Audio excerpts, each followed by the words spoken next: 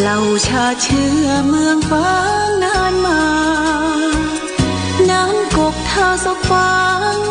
สายเลือดคนเมืองล้านนารุ่งเรืองฟูเฟื่องทั่วหน้าเมืองทองผ่องฟ้าอัมภัยเมืองฟ้างเมืองใหญ่คู่กับแม่อายชัยปราการพุทธสถานศักดิ์สิทธิ์เนิ่นนานอนุรักษ์คงไว้น้ำบ่อสาวาวัดพระบาทอุดมศูนย์รวมทางใจอนุสาวรีย์พระเจ้าฟ้ายิ่งใหญ่ใช้ไล่พระนางสามผิวโสภามันในรักตราตรึงผู้พันพลีชีพคู่กันแห่งนั้นน้ำบ่อสาวาจาริกตำนานชั่วการสืบทอดนานมา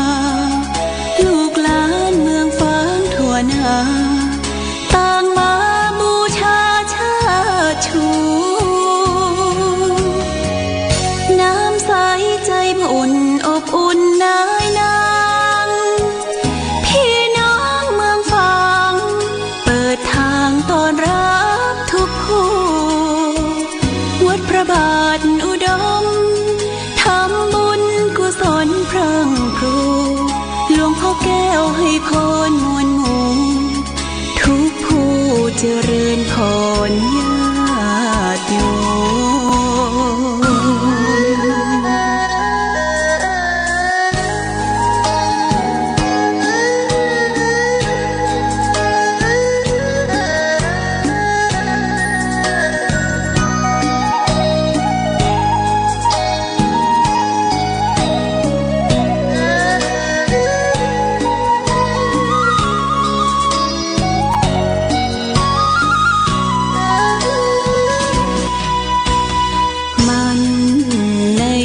มตราตรึงผู้พันพลีชีพคู่กันใช้ไล่พระนางสามผิวโสภามันในรักตราตรึงผู้พันพลีชีพคู่กันแห่งนั้นน้ำบ่อสาวาจาริกตำนานชั่วการสืบทอดนานมาลูกหลานเมืองฟ้างทั่วหน้าต่างมาบูชาชาติชูน้ำใสใจอุ่นอบอุ่นนายนางพี่น้องเมืองฝางเปิดทางต้อนรับทุกผู้วัดพระบาทอุดมทำบุญกุศลพรั่งพรูหลวงพ่อแก้วให้พรมวลหมู่ขอนอบน้อมแด่องค์พระสัมมาสัมพุทธเจ้าขอนอบน้อมแด่พระธรรมน้อมคำสั่งคำสอนขอนอบน้อมแด่พระอริยสงฆ์ทรงสาวกเจ้าต่างหลายถวายความเคารพประเดชพระคุณหลวงพ่อพระครูสุจิตานุรักษ์ด็อกเตอร์หลวงพ่อเจ้าคณะอำเภอฝางเจ้าอาวาสวัดพระบาทพระพุทธบาทอุดมเจ้าของรายการธรรมะประทีปสองทางในวันนี้เก้ากับผมอาตมาภาพพระจำเริญโชติธรรมโมหรือตุปิเลินวัดพระธาตุสีมาโพตะโพธารามหรือวัดพระธาตุม่อนปิ่นได้มีโอกาสเข้ารายการแทนพระเดชพระคุณหลวงพ่อซึ่งหลวงพ่อติดศาสนกิจที่ต่างประเทศก็คือ ได้ไปปฏิบัติศาสนกิจที่ประเทศเมียนมาจังหวัดเจียงตุงวันนี้ตะวานี่หลวงพ่อไปตอดผ้าป่าตีบ้านยาวตีเจียงตุงแล้วก็วันนี้หลวงพ่อจะได้ไปร่วมพิธีประชุมเพลิงพระมหาเถระของจังหวัดเจียงตุงซึ่งพระเดชพระคุณหลวงพ่อพระครูสุติตานุรักษ์ด็อกเตอร์หรือว่าครูบายี่แก้วได้รับจันทานุมัติจากคณะสงฆ์เจียงตุงโดยมีสมเด็จอาจยาธรรมพร้อมกับคณะครูบาอาจารย์ตลอดจนถึงญาติโยมเจียงตุงได้ยกยอให้หลวงพ่อเป็นครูบายี่แก้วตามแบบเบ้าของเจียงตุงซึ่งตะกอนก็เป็นฮีตของเมืองเหนือล้านนาวแต่ล้านนาวบะเดียวนี่มีละแต่ที่เจียงตุงเปิ้นยังรักษาฮีตเอาไว้ก่อนจะเป็นครูบาก็จะเป็นสามีก่อนสามีแล้วก็จะเป็นสาธุก่อนสาธุสามีแล้วก็เป็นครูบาเปิ้นจะเป็นขั้นเป็นตอนของเปิ้นพระเดชพระคุณหลวงพ่อได้ยกยอขึ้นเป็นครูบายี่แก้วดังนั้นแล้วมีงานมีศาสนกิจที่เกี่ยวกับเจียงตุงเป็นงานพิธีใหญ่ๆลัดจะพิธีอย่างกาต่างๆหลวงพ่อก็จะได้รับอาราธนานิมนต์เป็นเนืองนิดเพราะตังพี่น้องเจียงตุงโดยครูบาอาจารย์พระเถระเป็นเคารพนับถือพระเดชพระคุณหลวงพ่อก็ได้เดินทางไปกับคณะครูบาอาจารย์พระมหาเถระของอำเภอฝางแม่อายชัยปราการมีตึงหลวงพ่ออำเภอแม่อายรองแม่อายหลวงพ่อรองชัยปราการหลวงพ่อเจ้าคณะอำเภอชัยปราการหลวงพ่อรองเจ้าคณะอำเภอฝางเจ้าคณะตำบลป่งน้ำฮ้อนเจ้าคณะตำบลเวียงเขต1เขต2หลายตนหลายองค์พระมหาเถระในอำเภอฝางหรือว่า3อำเภอนี้ก็ว่าได้วันนี้อาตมาภาพได้มาเป็นมวยแตนเนอะ ได้มาเป็นมวยแตนแล้วก็จะได้อู้ได้จ๋าก็พระพี่น้องคณะศรัทธาว่าโอ้ตุปียังบ่เข้ารายการแตนหลวงพ่อห้องได้เปิดกัดเทปหรือรายการสดตุปีก็เข้ารายการพ่องก็โดยภารกิจเนาะโดยภารกิจหน้าที่ภารกิจสำหรับที่วัดก็พอมัน ลูกเจ้ามาก็ไหว้พระสวดมนต์บิณฑบาตปิกมาก็พ่อแมว เพียวกวาดเพียวขี้ยาขี้กงพระเอามันอยู่กับต้นไม้บักเกิน3 วันพี่น้องมันเหี่ยเบื่ออายเปิ้นเผื่อที่อื่นตีไก่เนาะเผื่อที่อื่นตีไก่เปิ้นไม่เอามาแหวงใบตอกบ่ได้เก็บได้กวาดนี่มันก็อายให้เปิ้นเนาะอายให้เปิ้นก็เสื่อมเสียวัดว่าเสื่อมเสียถึงครูบาอาจารย์บ่น่ะเนาะโอ้อยู่วัดอยู่ว่าหยังปอบ่เพี้ยวกันอีน่ะก็อายเปิ้นก็จะเป็นได้กวาดตั้งวันนี้กวาดตั้งเผอเควกวาดหนทางวันผูกกวาดพระธาตุวันเฮอกวาดหนทางขึ้นมาวนเนี้ยพี่น้องคณะศรัทธาวนไป3-4ตีก็วนไปเนาะวนไปเอาละวันนี้มาพบกันเนอะแต่ว่าก็2-3 วันนี้หลังจากที่ไปลำปางแล้วก็มาเตรียมงานที่งานอันที่งานเฉลิมฉลองสมโพธิ เปิดตาพระเจ้าแล้วก็ถวายเสนาสนะศาลาหงครัวกุฏิพักของสำนักแม่ชีดงป่าแดงก็ได้ช่วยกันเนาะได้ช่วยกันมาตั้งแต่เก่าแต่เดิมมาละตั้งแต่แปลงศาลาตั้งแต่แปลงจะมาอยู่มาให้กำลังใจตลอดจนถึงให้แนวทางให้กำลังใจมาปรึกษาหารือกันก็ได้รับมอบหมายจากครูบาอาจารย์เนี่ยเป็นตัวแทนหลวงพ่อเจ้าคณะอำเภอเป็นตัวแทนหลวงพ่อเจ้าคณะตำบลโป่งเป็นตัวแทนหลวงพ่อครูบาอาจารย์หลวงพ่อรองหลวงพ่อเจ้าคณะตำบลสันทรายพระมหาเถระในตำบลสันทรายก็เข้าไปเป็นตัวประสานเข้าไปดูแลปกอยตามคำสั่งครูบาอาจารย์มีอันเรื่องอันใดที่มันแก้ไขมาได้ปรึกษากันแล้วก็จะต้องได้นำเรียนพระมหาเถระจันทร์ปกครองต่างๆที่สำนักไม่ชีก็ถือว่าเป็นตัวแทนครูบาอาจารย์ก็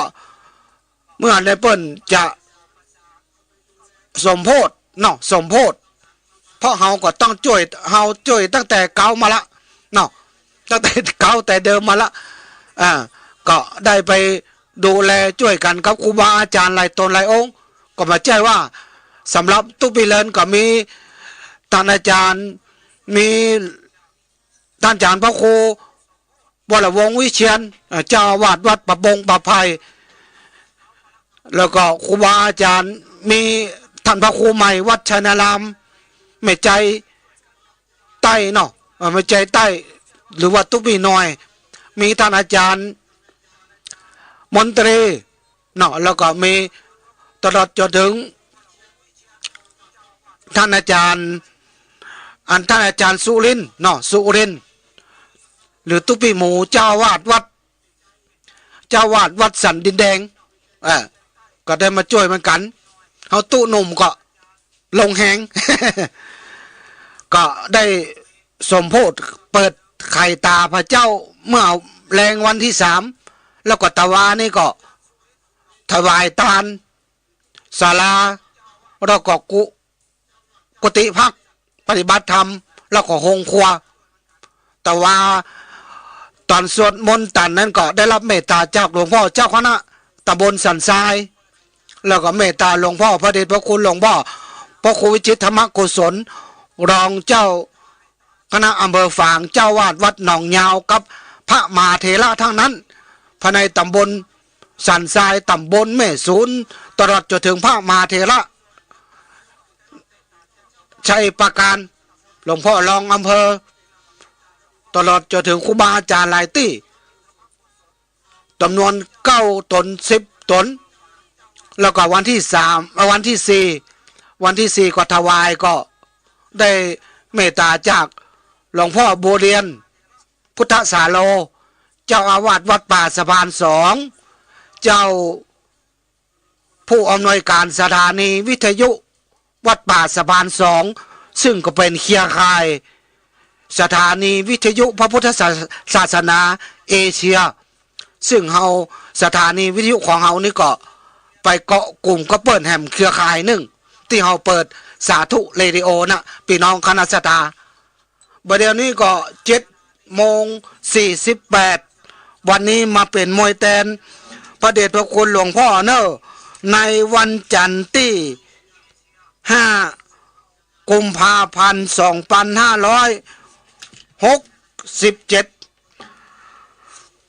ในก็โอ้เรื่องกินเรื่องทานเรื่องบุญแล้วเนาะช่วงนี้ก็งานปล่อยหลวงตังเชียงใหม่ใต้จอมตองด้อยรอตังปุ่นนี่สัมปะตองนี่เปิ้นฮิตกันเข้ากำเนอะเข้ากำก็จะเข้า5 คืนแต่ก็4 คืนสมมติเปิ้นจะเป็น5 คืน6 วันแล้วก็ช่วงนี้ก็เป็นปล่อยหลวงมีงานปล่อยหลวงเริ่มมีหลายที่ละอย่างล่าสุดนี่ก็วันที่2นี่ก็วัดม่วงจุมเนาะแล้วอย่างตะวานี่ก็ตะวาวันซืนนี่ก็ตีสำนักแม่ชีก็จะได้มาโอ้เรื่องของอานิสงส์ของคนจักเจิญจวนญาติโหโกติกาเปลี่ยนฝูงมิตรสหายไปทำบุญไอ้อย่างเนี้ยได้ข่าวว่าตี วัดพระธาตุสีมาโพตะโปธารามวัดพระธาตุม่อนปิ่นพระเดชพระคุณหลวงพ่อเพิ่นจะเข้ากำได้ข่าวว่าจะเข้ากำวันที่22 23 24 25เฮาได้ยินเนี่ยก็ตั้งจิตตั้งใจจะไปร่วมทำบุญเข้ากำตีวัดพระธาตุสีมาโพได้หูข่าวปอไปจวนปี่จวนน้องเฮาไปวันใดดีหาจะเอาอย่างไปตานดีหาโทรไปหาพระเดชพระคุณหลวงพ่อก่อนดีก็หาขาดเหลืออันใดโทรไปหาตุ๊บิเลนนี่ก็หาโทรไปหาหลวงพ่อเจ้าคณะตำบลโป่งวัดเทพอานวยประบุงเวียงนี่ก็หาว่าขาดเหลืออันใดจัดกี่วันไปนอนได้ก็มาร่วมปฏิบัติธรรมได้ก็เงี้ยเขาเกิดแล้วก็จวนเนาะไปจวนกันเนี่ยเรื่องของบุญครูบาอาจารย์หรือว่าในปักกะเตินเนี่ยที่เปิ้นได้เขียนเอาไว้น่ะคนเฮานี่อานิสงส์หูบุญกุศลเฮาจักเฮาหูเฮาไปตานเนี่ยเฮาก็จะได้โภคกระทรัพย์1เฮาก็จะได้โภคกระทรัพย์ถ้าเฮาไปตานคนเดียวนะเนาะบ่ได้จวนไผบ่ได้บอกเอ่ยหยังไผอีนะก็จะได้กล้าโภคกระทรัพย์2เฮาไปตานบ่ปอไปจักจวนบอกฮื้อป่อฮื้อแม่บอกฮื้อกู้ข้างบอกฮื้อแฟนเฮาบอกฮื้อญาติพี่น้องเฮาเปลี่ยนฝูงเฮาเป่าประกาศตั้ง Facebook พ่องเป่าประกาศตั้งลงตั้งไลน์พ่องอีนะอันนี้ก็จะได้ทั้งโภคทรัพย์และก็บริวารหรอก3ปากกินปากนี่จะหอมกินศีลกินธรรมนี่จะหอมไปถึง7จันฟ้าขึ้นตำบล7ขึ้นลงตะลุ่ม7เนอะพี่น้องคณะสัตยากินหอม4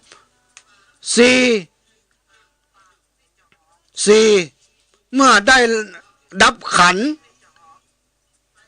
ได้ล้มตายหายจากไปแล้วก็จะได้ไปเกิดในภพภูมิที่ดีในสวรรค์ชั้น7ดาวดึงส์ครูบาอาจารย์เปิ้นได้กล่าวเอาไว้ว่าการทำบุญการจักเจิญจวนคนมาทำบุญเนี่ยก็ได้อานิสงส์ตามที่ได้กล่าวมานี้เปิ้นว่าบางคนหูวัดเหนือวัดใต้วัดใกล้เรียนเคียงเปิ้นมีการมีงานอย่างครูบาอาจารย์ขึ้นสีขาวประกาศจักเจิญจวนทำบุญนั่นทำบุญนี่หอม10หอม20หอมบ่พอเฮาไปจวนเจ้าหมู่เจ้าฝูนร่วมทำบุญก็ได้อานิสงส์ถ้าเฮาทำคนเดียว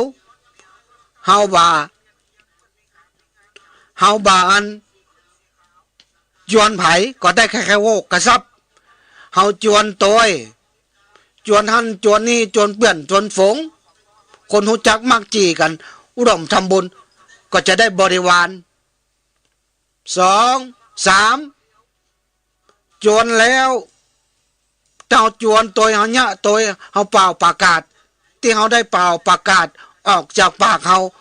จะมีกลิ่นหอมปากเฮานี่จะมีกลิ่นหอมตลอดจนถึงไปตังใดไปอู้ไปจ่าอย่างนี้จะมีคนนำหน้าถือตาเจี้ยกำอู้เฮาขนาดบางคนอู้แล้วอู้แหมจวนแล้วจวนแหมอธิบายแล้วอธิบายแหมอู้อย่างแล้วบักใครเจ้าบักใจพี่ใจน้องคนที่อื่นที่ไกลมาอู้มาจ่าคนที่อย่างมาฟังดีขนาดเป็นพ่อเป็นแม่เป็นลูกเป็นเต้าอู้ฟังก็ยังมาเจ้าแต่ว่าคนที่ไหนมาอู้ลูกที่อื่นที่ไกลมาอู้ฟังไปดีดักปฏิบัติตามตัวเนี่ยว่าเฮาก็จะได้อานิสงส์ของการจักเจิญจวนเนี่ยพี่น้องคณะสัตยา4มีเฮาได้รับดับขันแล้วก็จะไปเกิดในบนสวรรค์ชั้นฟ้าชั้นดุสิตชั้นที่7ว่าพี่น้องคณะสัตยา ในที่นี่เพิ่นได้กล่าวเอาไว้ว่าในอดีตกาลล่วงพ้นมาแล้วยังมีบุรุษอยากไล่เข็นใจคนหนึ่งได้อาศัยอยู่ที่บ้านของทายกเจ้านายผู้มีจิตใจเลื่อมใสในบวรพระพุทธศาสนาถึงวันคนอยากไล่เข็นใจคนเนี้ยก็จะเตียวเอวไปเป่าประกาศบอกบุญว่าเจ้านายเฮาท่านเศรษฐีจะไปทำบุญวัดเหนือวัดใต้วัดใกล้เรียนเคียงจะไปหอมสลากจะไปขึ้นบ้านใหม่จะไปทมงานทำบุญท่านทำบุญนี่เพื่อที่จะให้พี่น้อง10 สาวชาวบ้านได้ยินเรื่องของที่แกประกาศก็คือว่าเจ้านายของเฮาเนี่ยจะไปทำบุญวัดเหนือวัดใต้เนอะใครจะไปห่วมตัวก็จะไปตัวก็หรือไปบ่ได้ก็จะหอม10หอม20ก็มาหอมได้เนอะที่บ้านของบ่อเศรษฐีเป็นนายจ้างของเฮาส่วนนายจ้างนั้นก็มีความปิติยินดีที่คนใจหรือทาสใจนายยากเข็นใจคนเนี้ยได้ไปช่วยประกาศบอกบุญจะร่วมสร้างบุญสร้างกุศลในที่นี้เพิ่นกล่าวไว้ว่าเรื่องราวของนายตุกตะคนเนี้ยได้ไปเข้าหูของพระราชาเจ้าเมืองเมื่อพระราชาได้สลับรับฟังเรื่องราวของนายตุกตะคนเนี้ยจากมหาอมาตย์ก็มีความยินดีปิติว่าโอ้ไอคนนี้แม้จะเป็นข้าใจทุกข์เข็นยากไรแต่ก็มีจิตใจเลื่อมใสในพระพุทธศาสนาแม้ตัวเก่ามามีเข้าของเงินคำอันใดมีแหงมีปากมีมือมีเท้าก็เตียวเสาะไล่บอกบุญเป่าประกาศไปให้พี่น้องชาวเมืองในละแวกใกล้เคียงเฮาก็จะสนับสนุนส่งเสริมให้คนนี้ได้บุญได้กุศลเฮาก็จะได้อาศัยบุญกุศลของนายตุกตะคนนี้ก็ได้สั่งอำมาตย์ให้ไปมอบม้ให้ตัวหนึ่งเพื่อที่จะให้นายตุกตะ